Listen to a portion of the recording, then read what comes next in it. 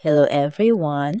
Last Sunday ay nagpunta ako dito sa Talipapa, dito sa amin, Barangay Lorma.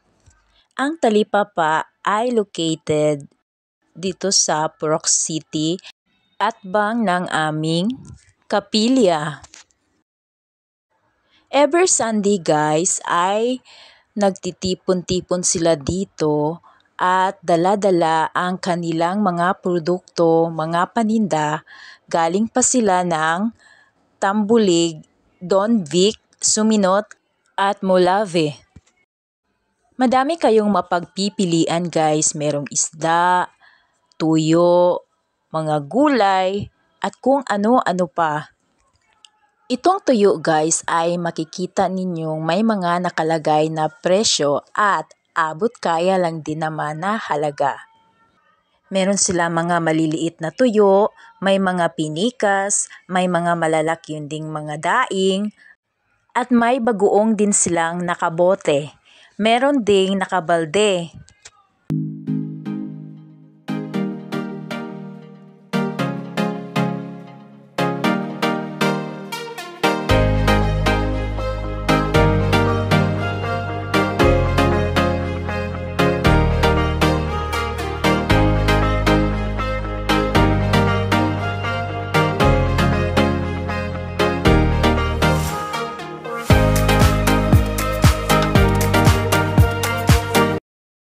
Andito na tayo sa gulay section.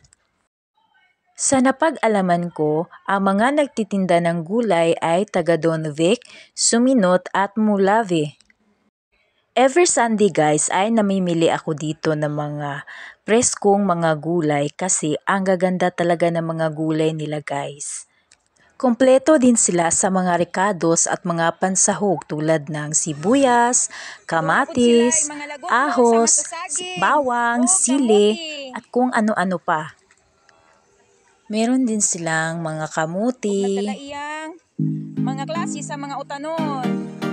Sa paydugayan ninyo, anhita kamo sa Lorma, Rochelle, at pag sa immersion, at pag sa kapilya.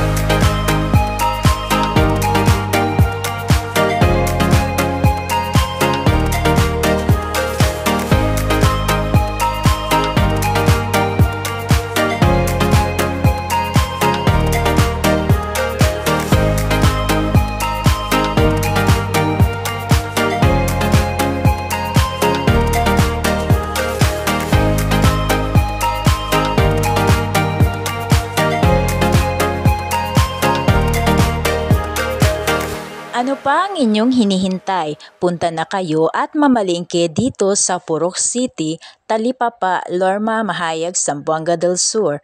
Maraming salamat sa panunood. Hanggang sa muli. Paalam!